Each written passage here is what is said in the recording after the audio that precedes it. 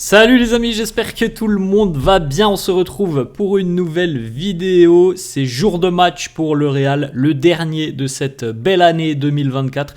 Cet après-midi, 16h15 au Bernabéu, le Real va recevoir le FC Séville. Objectif évidemment pour le Real, recoller à la tête du classement, puisque le classement a bougé hier soir avec la défaite du Barça à domicile. L'Atlético prend le lead en Liga, donc il faut recoller pour le Real face à un adversaire, le FC Séville, qui réussit plutôt bien au Real et qui est en grande difficulté cette saison, notamment à l'extérieur. Deux petites statistiques: les rencontres entre le Real et le FC Séville, les 10 dernières rencontres entre les deux équipes, 8 victoires pour le Real, 2 matchs nuls, aucune défaite. Donc autant dire que le FC Séville a beaucoup de difficultés face au merengue. Et autres statistiques sur les Sévillans cette saison: 8 matchs de Liga à l'extérieur, une petite victoire pour les Andalous. Donc c'est un défi immense pour les Andalous. Sur le papier, c'est un match déséquilibré parce que le Real est nettement supérieur. Il faudra confirmer évidemment tout ça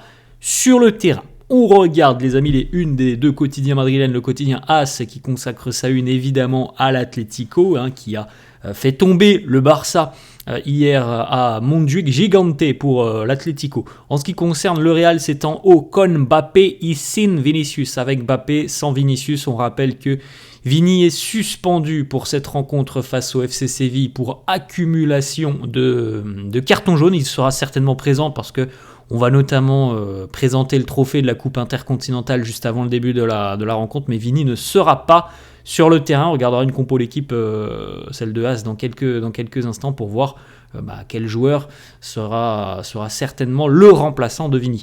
La une de Marca, l'Atlético évidemment, qui est en une de Marca. En ce qui concerne le Real, c'est de l'autre côté, El Madrid a poner el broche de oro à 2024. Il faut bien terminer cette année 2024 qui a été mémorable, on en a parlé un petit peu tout au long de la semaine. Voilà le classement de la Liga. Alors évidemment, il y a des matchs en retard pour certains, des matchs en plus pour d'autres. Le Real est à 17 journées à l'heure actuelle, donc l'Atlético est en tête avec 41 points, 18 matchs. Le Barça deuxième, 38 points, 19 matchs. Et le Real donc troisième, 37 points, 17 matchs. Donc voilà, en cas de victoire ce soir, le Real prendrait la deuxième position, mais resterait derrière l'Atlético qui passera donc les fêtes en tant que leader de Liga. Le Barça n'est plus leader, ça c'est un fait maintenant. Depuis quelques semaines, les Barcelonais ont perdu énormément de points. Ils ont perdu toute leur avance. Ils avaient presque 10 points d'avance il y a encore à peu près un mois et demi. Et bien maintenant, ils sont très en retard puisque l'Atlético, en gagnant son match en retard, pourrait prendre 6 points d'avance sur le Barça. Bon, rien n'est fait évidemment dans cette Liga, mais les choses ont bien bougé depuis quelques semaines. Donc voilà, le Real doit recoller ce soir, recoller à l'Atlético. On regarde une petite photo, l'entraînement de la veille, les vétérans et la jeunesse. Le grand sourire pour Luka Modric.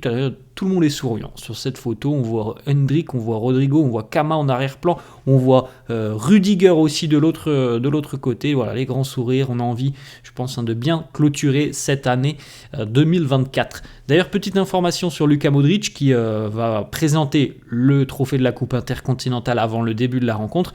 Et à savoir aussi que si Luka reçoit un carton jaune face au FC Séville, eh bien lui aussi sera suspendu pour le prochain match du Real, à savoir tout début d'année, le 3 janvier, face au FC Valence. Donc voilà, on espère que Lucas ne prendra pas de carton jaune et on regardera la compo dans quelques instants pour voir aussi peut-être si Lucas sera titulaire ou non. Jude Bellingham, l'impact de Jude Bellingham sur les matchs très récents du Real, sur les 10 derniers matchs du Real, il est impliqué sur 10 buts. Voilà, les stats sont parfaites, impliqué sur au moins un but par match. L'Anglais qui va évidemment encore ce soir, je pense, tirer son épingle du jeu parce qu'il est sur une forme exceptionnelle.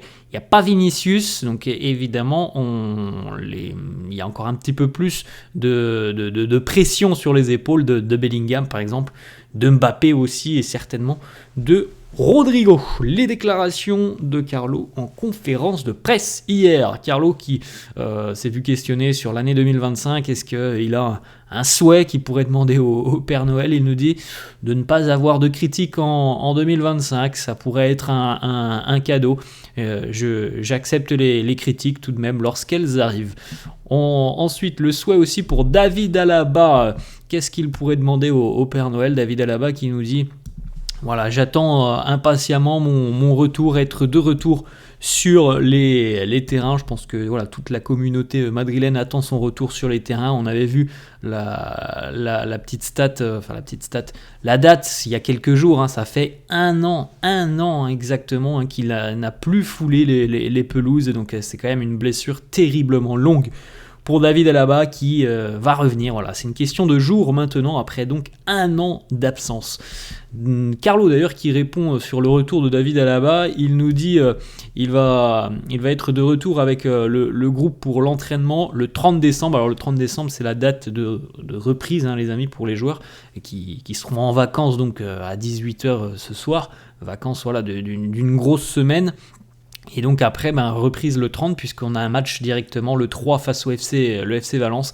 Donc Carlo nous dit retour le 30 décembre à l'entraînement pour David Alaba, et il sera disponible mi-janvier. Voilà, on a au moins une deadline précise par rapport au retour du défenseur autrichien. Carlo Ancelotti sur la Liga cette saison, très serré. Alors on a vu le classement, il nous dit le championnat est encore plus compétitif cette année que sur les années précédentes. L'Atlético est là et se bat très très bien, ils ont les ressources pour gagner le championnat. Je pense que ça va être très très serré et magnifique jusqu'en fin de saison.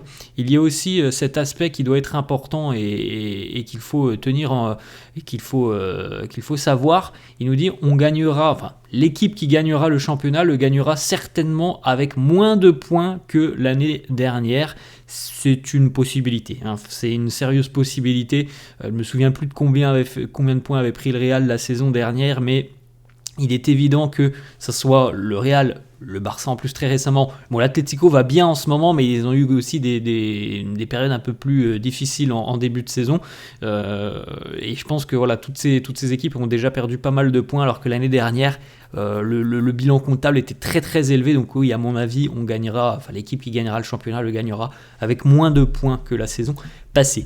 Sur les 17 dernières années, seuls 2 Brésiliens, Kaká et Vinicius, ont été récompensés du trophée The Best, et à chaque fois c'était vous qui étiez leur entraîneur. Carlo qui nous dit voilà, je leur donne seulement la confiance parce que ce sont des joueurs qui sont très talentueux et seul le talent leur permet de devenir le meilleur au monde. Ensuite, les performances de June, Mbappé, Vini et Rodrigo, tous ensemble. Il nous dit on n'a pas eu trop l'opportunité de les voir jouer tous ensemble. Il y a eu pas mal de pépins physiques, mais dans l'ensemble, ils s'adaptent tous très bien. Parfois, Kylian Mbappé va plutôt côté gauche, Vinicius au milieu et vice-versa.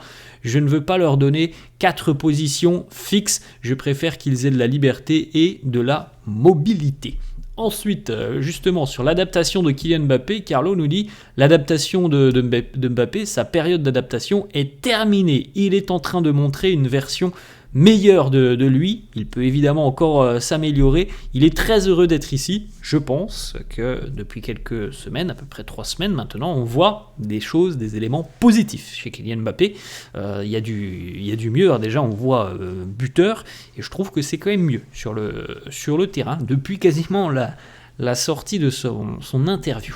Ensuite, Raúl Asensio en tant que latéral droit. Carlo nous dit oui, on essaye Raúl Asensio à ce poste de latéral droit. Il en a les caractéristiques. Je pense aussi que c'est un joueur qui est beaucoup plus défensif que offensif au niveau de son profil. Donc, grosso modo, si on lit à travers les lignes, on pense aussi que Lucas Vázquez manque d'équilibre. C'est un fait, Lucas Vázquez n'est pas un pur latéral, donc on ne peut pas lui reprocher ça. Maintenant, voilà, si on veut plus de stabilité défensive, il faut évidemment quelqu'un qui a plus le profil défensif. Selon Carlo, c'est Raúl Asensio. Moi, vous connaissez certainement, j'aime pas trop voir des joueurs qui ne jouent pas à leur poste. Après, voilà, je ne suis pas entraîneur, je ne travaille pas au Real. Si du côté du Real, on pense que Raúl Asensio a les caractéristiques pour jouer latéral, attendons de voir ce que ça peut donner. Mais en tout cas, si on lit à travers les lignes, on a quand même une préoccupation du côté du Real sur ce poste de latéral droit et sur l'utilisation de Lucas Vázquez. On pense bien évidemment que voilà, Lucas a des limites et que sur l'année 2025 là, qui va arriver, il y a des gros titres en jeu, de grosses écuries à affronter, et avoir Lucas Vázquez sur le côté en tant que latéral droit, c'est limitant. C'est franchement limitant lorsque le niveau est très élevé en face. Autre déclat de Carlo, le retour de Ferland Mendy, et il nous dit il est disponible pour affronter le FC Séville. La petite déclat aussi de Carlo sur cette belle année 2024, il nous dit oui, cette année a été fantastique par rapport au niveau que l'on a eu, malgré toutes les blessures. L'objectif sera le même la saison prochaine, voilà, combattre et remporter des trophées. Le groupe du Real pour affronter les Andalous du FC Séville. Vous pouvez faire un petit arrêt sur image si ça vous intéresse. À noter donc que oui, Ferland Mendy est bel et bien présent. Vinicius n'est pas là. Ensuite, la compo d'équipe du quotidien AS, où on retrouve donc Courtois dans les buts, Rudiger, Tchouaméni en charnière, Lucas Vázquez à droite, Fran à gauche, Kama, Valverde, Bellingham milieu de terrain et Mbappé, Rodrigo et Brahim en attaque. Je sais pas, j'ai des petits doutes par rapport à cette compo parce que voilà, on vient de voir d'ailleurs les déclarations sur Raúl Asensio, donc est-ce que c'est pas le moment peut-être d'utiliser et de tenter Raúl Asensio en tant que latéral droit, donc voilà, parfois il y a beaucoup de changements par rapport à la compo probable et ce qui se passe en vrai, donc à voir à confirmation aux alentours de 15h pour la compo du Real. Voilà les amis, la fin de cette vidéo, j'espère que ça vous a plu. N'hésitez pas comme d'hab à lâcher un petit pouce bleu, merci à tous ceux qui le feront, merci à tous ceux qui s'abonnent à la chaîne. Voilà, ça a été encore une très très belle année les amis à vos côtés. Évidemment ça va continuer pendant ces jours de fête et jours de repos pour les joueurs. Et puis ensuite on enchaînera évidemment avec le mois de janvier qui va être colossal. Les informations mercato, en tout cas merci à tous d'être présents. Je vous souhaite une bonne journée et un bon match cet après-midi 16h15. Ciao à tous.